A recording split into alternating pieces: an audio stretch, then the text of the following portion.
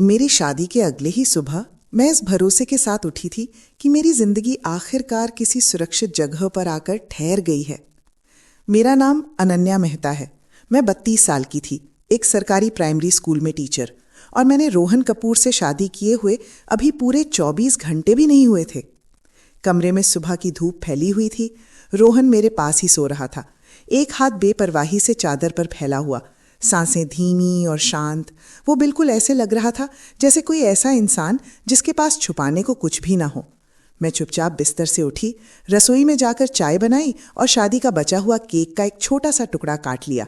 मुझे याद है मैं खुद ही मुस्कुरा रही थी, ये सोचकर कि किसी को अपना पति कहना कितना अजीब और नया लग रहा था।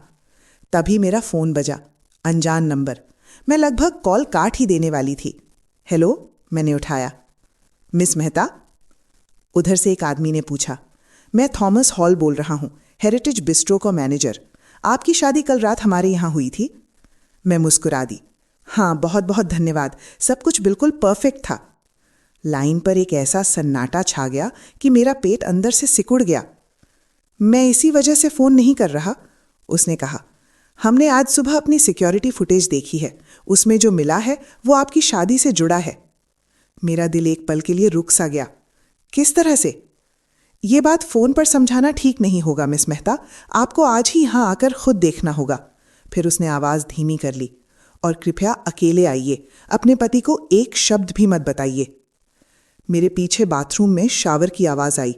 रोहन जाग चुका था और उसी पल मेरी नई नई परफेक्ट शादी में एक गहरी दरार पड़ गई। आगे बढ़ने से पहले, मैं हूं लीना, आपकी कहानी की नैरेटर। मैं लाती हूं जिंदगी की ऐसी सीख देने वाली कहानियां जो हम में से ज्यादातर लोगों पर बीत चुकी हैं या फिर भविष्य में ऐसे ही घटनाओं का सामना करना पड़ सकता है। नीचे कमेंट करके बताइए कि आप हमें कहां से देख रहे हैं और हिंदी रिवेंज स्टोरीज को सब्सक्राइब करना ना भूलें। हम ऐसे लोगों की कम्युनिटी बना रहे हैं जो जानते हैं कि जिंदगी के सबसे अच्छे चैप्टर किसी भी उम्र में शुरू हो सकते हैं। अब कहानी पर वापस आते हैं। उस फोन कॉल से पहले मुझे पूरा यकीन था कि मैं अपने पति को अच्छी तरह जानती हूँ। रोहन कपूर मेरी जिंदगी में बहुत शांति से आया था, लगभग बिना शोर किए। हम 6 महीने पहले मिले थे, शहर के पुराने हिस्से में एक छोटी सी किताबों की दुकान में। मैं अपनी तीसरी क्लास के बच्चों के लिए एक टीचिंग गाइड ढूंढ रही थी। वो कार मैगजीन पलट रहा था, नाखूनों के नीचे ग्रीस के निशान, चेहरे पर एक झिझक सी मुस्कान जो सच्ची लगती थी। उसने ऊपर की शेल्फ से किताब निकालने में मेरी मदद की। बातचीत शुरू हुई। सब कुछ आसान लगा, बिल्कुल नेचुरल, जैसे दो समझदार लोग जिन्हें किसी खेल की जरूरत नहीं। रोहन मेरी बातें ध्यान से सुनता था, छोटी छोटी बातें याद रखता था। मेरे स्टूडेंट्स, मेरे माँ बाप, मेरा दिन, सब पूछता था। जब मैं देर तक कॉपियां चेक करती रहती, वो स्कूल में मेरे लिए कॉफ़ी ले आता। मैं थकी होती तो उसे पता चल जाता, मैं परेशान होती तो वो खुद आ जाता। कई साल अकेले रहने के बाद ऐसा ध्यान किसी लंबी सर्दी के बाद धूप जैसा लगा। उसने कभी मुझे शारीरिक तौर पर जल्दी नहीं किया, कभी दबाव नहीं डाला। इसके बजाय वो भविष्य की बातें करता था, स्थिरता, सादगी, कुछ सच्चा चाहने की बातें। डेटिंग शुरू हुए मुश्किल से 1 महीना हुआ था जब उसने कहा कि वो मुझे लेकर सीरियस है और दिखावा करके वक्त बर्बाद नहीं करना चाहता। मेरे माँ पापा थोड़े सतर्क थे, मेरे दोस्त हैरान थे। 6 महीने बहुत तेजी थी, लेकिन रोहन के साथ सब कुछ शांत, सीधा साधा और सुरक्षित लगता था। वो ज्यादा शराब नहीं पीता था, एक मैकेनिक के तौर पर कड़ी मेहनत करता था। कहता था कि उसे एक साधारण जिंदगी चाहिए, पत्नी, घर। मैंने उस पर भरोसा किया। मुझे लगा कि कभी कभी प्यार सच में बिना शोर शराबे के आ जाता है। मुझे लगा मैंने आखिरकार सही चुनाव किया है। और उसी भरोसे ने आगे आने वाली बातों को असहनीय बना दिया। हमारी शादी की रात बिल्कुल वैसी ही दिखती थी जैसी लोग खुशी की कल्पना करते हैं। हमने हेरिटेज बिस्ट्रो चुना था क्योंकि वो जगह अपनापन देती थी। न कोई बड़ा हॉल, न भारी सजावट, बस करीबी लोग, परिवार और एक शांत आंगन जिसमें हल्की रोशनी चमक रही थी। करीब 40 मेहमान थे। मेरे माँ पापा, रोहन के माता पिता, मेरे स्कूल के कुछ सहकर्मी, उसकी वर्कशॉप के दोस्त और मेरी ब्राइड्समेड्स, जिनमें वनेसा रेड्डी भी थी, जो कॉलेज के समय से मेरी दोस्त थी। जब मेरे पापा मुझे मंडप तक लेकर गए, उनके हाथ हल्के से कांप रहे थे। उन्होंने धीरे से कहा कि मैं बहुत सुंदर लग रही हूं और उन्हें मुझ पर गर्व है। रोने से खुद को रोकने के लिए मुझे होंठ दबाने पड़े। फिर मैंने रोहन को सामने खड़ा देखा, नेवी ब्लू सूट में, लंबा, नजरें मुझ पर टिकाए हुए, जैसे कमरे में मेरे अलावा कोई हो ही नहीं। वो एक गहरे प्यार में डूबे आदमी की तरह मुस्कुरा रहा था। शादी सादी थी, फेरे और वचन दिल से थे। जब उसने अंगूठी पहनाई तो मेरा हाथ दबाकर फुसफुसाया कि वो हमेशा मेरी हिफाजत करेगा। हमारे पहले डांस के दौरान उसने मुझे पास खींचकर कहा कि वो दुनिया का सबसे खुशकिस्मत इंसान है। लोग मोबाइल से वीडियो बना रहे थे, किसी ने आंसू पोंछे। ऐसा लग रहा था कि ये पल हमेशा के लिए रहने वाला है। लेकिन कुछ छोटी छोटी बातें थीं जिन्हें मैंने नज़रअंदाज कर दिया। वनेसा ज़रूरत से ज़्यादा जोर से हंस रही थी। बात करते समय वो रोहन के हाथ को छूती थी। एक बार तो उसने उसके गले में हाथ डालकर मजाक में कहा कि वो मुझे पाकर बहुत लकी है। मैंने नोटिस किया लेकिन खुद को समझा लिया। वनेसा हमेशा से ऐसी ही थी, कॉन्फिडेंट, बेझिझक, ध्यान पसंद करने वाली। मैंने खुद से कहा कि मैं बेवजह सोच रही हूं। मैं दुल्हन थी, थकी हुई, भावुक। बाद में जब मैं पापा के साथ डांस कर रही थी, रोहन कुछ देर के लिए बाहर चला गया। उसने कहा कि उसे काम से जुड़ा एक कॉल लेना है। मैंने सवाल नहीं किया, करती भी क्यों। उस रात मुस्कानों और संगीत के बीच मुझे लगा मैं उस कमरे की सबसे खुशकिस्मत औरत हूं। मुझे नहीं पता था कि जब हम प्यार का जश्न मना रहे थे, उसी वक्त कोई बदसूरत सच परछाइयों में छुपा बैठा था। जिस अपार्टमेंट में हम उस रात लौटे वो मेरा था। शहर के बीचों बीच एक ईंटों वाली इमारत की चौथी मंजिल पर बना 2 कमरों का साधारण सा फ्लैट। कोई शानो शौकत नहीं, लेकिन गर्मजोशी से भरा, कर्ज मुक्त और यादों से भरा हुआ। ये मुझे 3 साल पहले मेरी दादी से विरासत में मिला था। उन्होंने पूरी जिंदगी अकाउंट्स का काम किया था, हर रुपए का हिसाब रखती थीं। जाने से पहले उन्होंने मुझसे वादा लिया था कि मैं इसे कभी नहीं बेचूंगी। ये जगह तुम्हारी सुरक्षा है, उन्होंने कहा था। जो भी हो जाए तुम्हारे सिर पर छत रहेगी। मैंने वो वादा निभाया। धीरे धीरे रेनोवेशन किया, नया वॉलपेपर, सादा फर्नीचर, खिड़की के पास छोटा सा डाइनिंग टेबल। ये घर इसलिए घर लगता था क्योंकि इसे सब्र और मेहनत से बनाया गया था। रोहन कहा करता था कि उसे यही सबसे ज्यादा पसंद है कि ये जगह सच्ची लगती है, ईमानदार, परिवार के लिए बनी हुई। शादी से पहले वो शहर से दूर एक छोटे से स्टूडियो फ्लैट में किराए पर रहता था। कहता था ये बस कुछ समय के लिए है, वो पैसे बचा रहा है, हालात बेहतर होंगे। इसलिए जब साथ रहने की बात आई तो फैसला व्यावहारिक लगा। जब पहले से घर है तो किराया क्यों दें? मुझे लगा शादी का मतलब सब कुछ बांटना होता है, भरोसा, जगह, जिंदगी। जो बात मुझे तब समझ नहीं आई वो ये थी कि मैं शादी में प्यार नहीं ला रही थी, मैं सुरक्षा ला रही थी। और गलत इंसान के लिए सुरक्षा बहुत हद तक एक मौके जैसी दिखती है। मैं कांपते हाथों से कार चलाते हुए रेस्टोरेंट पहुंची। हेरिटेज बिस्ट्रो दिन में बंद रहता है। पार्किंग खाली थी, अंदर कुर्सियां उल्टी रखी थीं। रात की गर्माहट गायब थी, उसकी जगह सन्नाटा और सफाई के केमिकल्स की तेज गंध थी। मिस्टर थॉमस हॉल दरवाजे पर मिले। वो थके हुए लग रहे थे, कल रात से कहीं ज्यादा बूढ़े। जो आप देखने वाली हैं उससे पहले बैठ जाना बेहतर होगा, उन्होंने धीरे से कहा। उसी पल डर ने सच में मेरे सीने में घर कर लिया। वो मुझे एक संकरे गलियारे से होते हुए किचन के पीछे बने छोटे से ऑफिस में ले गए। मेज पर लैपटॉप खुला था, स्क्रीन पर ब्लैक एंड व्हाइट तस्वीर रुकी हुई थी। बोलने से पहले वो रुके। मैं सच कहूं तो आपको फोन करना चाहिए या नहीं, इस पर मैंने बहुत सोचा, लेकिन अगर ये मेरी बेटी होती तो मैं चाहता कि कोई उसे सच बताए। उन्होंने प्ले दबाया। वीडियो में एक स्टोरेज रूम दिखा, शेल्फ, डिब्बे, कोने में छोटा सा सोफा। टाइम स्टैम्प था 9:43। मेरा दिमाग तेजी से दौड़ने लगा। यही वो वक्त था जब मैं पापा के साथ डांस कर रही थी। दरवाजा खुला। पहले वनेसा अंदर आई, टाइट ड्रेस, आत्मविश्वास से भरे कदम। पूरी तरह अंदर आने से पहले उसने पीछे देखा। फिर रोहन आया, मेरा रोहन। उसने दरवाजा बंद कर दिया। ऐसा लगा जैसे किसी ने मेरे पेट में मुक्का मार दिया हो। वनेसा ने कुछ कहा जो बिना आवाज के था। उसने उसके सीने पर हाथ रखा। रोहन ने उसकी कमर में हाथ डाल लिया। वो चूमे। ये कोई गलती नहीं थी, कोई पल भर की फिसलन नहीं। ये लंबा, सोच समझ कर किया गया चुंबन था। वैसा जैसा उन लोगों के बीच होता है जो ये पहले भी कर चुके हों। मेरे कानों में शोर गूंजने लगा, नजरें धुंधली हो गई। मैं नजरें हटाना चाहती थी लेकिन नहीं हटा पाई। वे सोफे पर बैठ गए। उसने उसे सिगरेट दी। वे हंसे, आराम से, बेफिक्र, जैसे ये सब सामान्य हो, जैसे मेरा अस्तित्व ही ना हो। मैं बुदबुदाई कि ये कोई गलतफहमी होगी, जरूर कोई वजह होगी। मिस्टर हॉल चुप रहे। फिर उन्होंने वॉल्यूम बढ़ाया। अब मैं आवाज चालू कर रहा हूं, उन्होंने नरमी से कहा। और वहीं मेरी शादी सच में खत्म हो गई। आवाज आते ही किसी भी तरह के इनकार की गुंजाइश नहीं बची। शुरू में उनकी आवाजें धीमी थीं, लगभग कैजुअल, जैसे दिन भर के बाद दो लोग आराम कर रहे हों।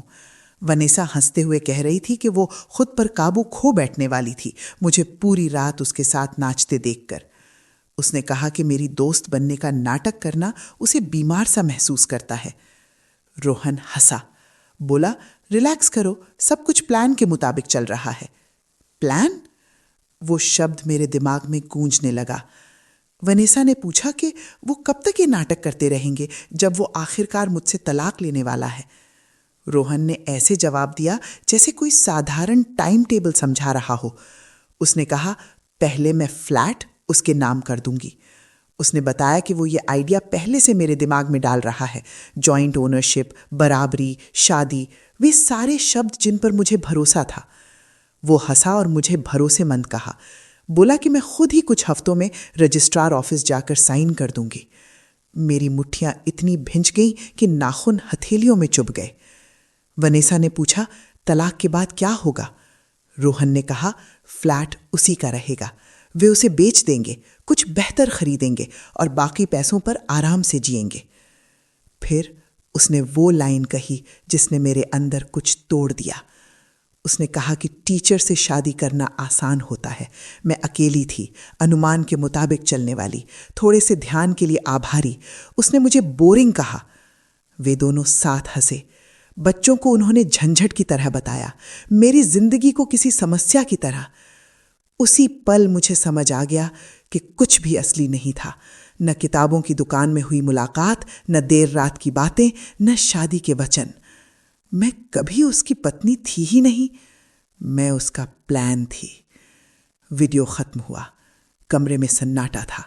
मैं स्क्रीन को घूरती बैठी रही, महसूस करती हुई कि मेरे अंदर कुछ बदल रहा है। आंसू रुक गए थे, उनकी जगह कुछ ठंडा सा आ गया था, साफ, स्पष्ट। मैंने न चीखी न गिड़गिड़ाई। मुझे एक बात डरावनी साफ गोई के साथ समझ आ गई। वे समझते थे कि मैं कमजोर हूं और वे गलत थे। मैं रेस्टोरेंट से बाहर निकली ये समझे बिना कि मेरा शरीर अब भी कैसे चल रहा है। जेब में रखा फ्लैश ड्राइव भारी लग रहा था, जैसे उसमें सिर्फ एक वीडियो नहीं, पूरा सच भरा हो। और वो सच जल रहा था। मैं घर नहीं गई। मैं सीधे अपने माता पिता के फ्लैट चली गई, वही जगह जहां मैं पली बढ़ी थी, जहां हमेशा खुद को सुरक्षित महसूस किया था।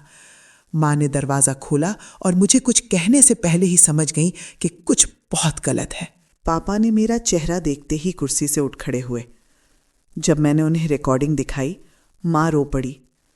पापा बिल्कुल चुप हो गए। उनके हाथ गुस्से से कांप रहे थे। उन्होंने कहा कि वे तुरंत रोहन से बात करेंगे, उसे घर से घसीट कर बाहर निकालेंगे और उसकी सजा तय करेंगे। मैंने उन्हें रोक दिया। अगर मैं इस वक्त रोहन के सामने जाती तो मुझे पता था क्या होता। वो झूठ बोलता, रोता, माफी मांगता, बदलने का वादा करता। ऐसे मर्दों के पास हमेशा शब्द तैयार रहते हैं और एक पल के लिए शायद मैं खुद पर शक करने लगती। मैं उसे वो मौका नहीं देने वाली थी। उस रात माँ पापा की रसोई की मेज पर बैठे बैठे मेरे अंदर कुछ ठहर गया। दर्द अब भी था, लेकिन वो मेरे काबू में आ चुका था। मुझे समझ आ गया कि मुझे कोई निजी माफी नहीं चाहिए। मुझे सच सबके सामने चाहिए था। मैं चाहती थी कि रोहन और वनेसा वही महसूस करें जो मैंने किया था, नंगा सच, बेबसी और उनकी असली शक्ल। उसी पल योजना बनी, चुपचाप, सोच समझकर। अब मैं वो औरत नहीं रहने वाली थी जिसे लोग कम आंकते हैं, और इस बार मैं चुप नहीं रहने वाली थी। योजना बहुत साधारण थी और यही उसकी ताकत थी। शादी के बाद कई लोग एक छोटा सा दूसरा सेलिब्रेशन रखते हैं, कैजुअल, आरामदेह, जहां सब खुलकर मिल सकें। किसी को अजीब नहीं लगता। मैंने रोहन से कहा कि मैं सबको ठीक से धन्यवाद देना चाहती हूँ कि शादी की रात बहुत जल्दी निकल गई, कि मुझे उन लोगों के साथ एक और शाम चाहिए जिन्हें हम प्यार करते हैं। उसने बिना सोचे कहा, बिल्कुल, तुम हमेशा इतनी सोच समझ कर करती हो। वो शब्द सुनकर मुझे हंसी आने ही वाली थी। मैंने फिर से रेस्टोरेंट से संपर्क किया। मिस्टर थॉमस हॉल ने बिना सवाल किए मदद करने के लिए हामी भर दी। वो पहले से सच जान चुके थे। हमने वही कमरा बुक किया, वही टेबल्स, हल्का सा बुफे, ड्रिंक्स, कुछ ज़्यादा नहीं, बस इतना कि सब एक जगह इकट्ठा हो जाएं। फिर मैंने मेहमानों को फ़ोन करने शुरू किए।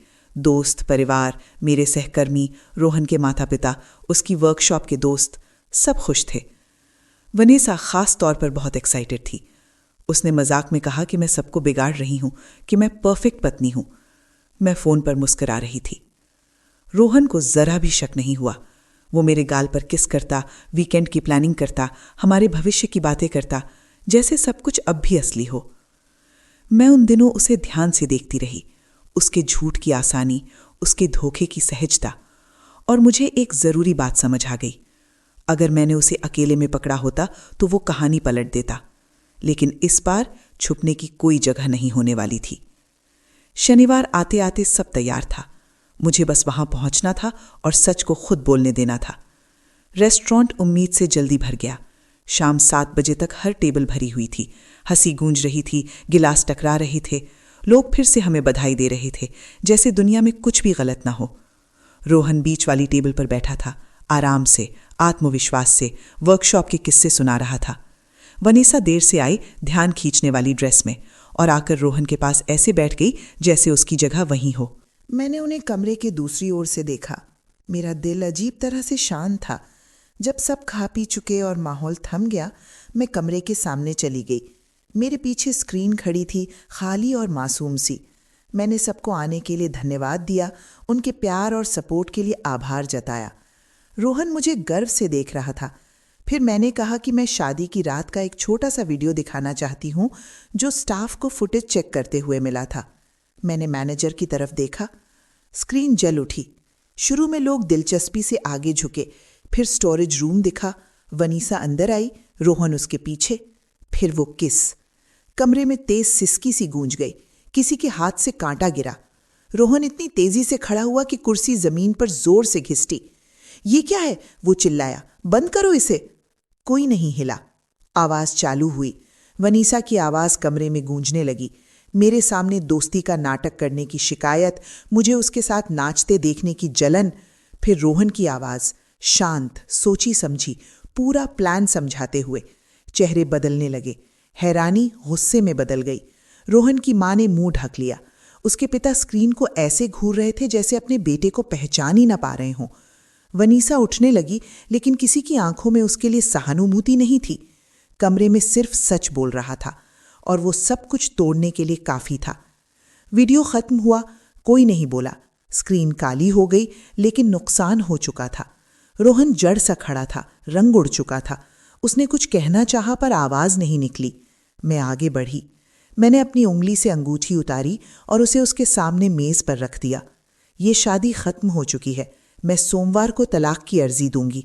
वो मेरा हाथ पकड़ने बढ़ा। घबराहट आखिरकार उसके चेहरे पर आ गई। अनन्या रुको, मैं सब समझा सकता हूं। मैं पीछे हट गई। तुम मेरे घर पर कब्जा करने की योजना बना रहे थे।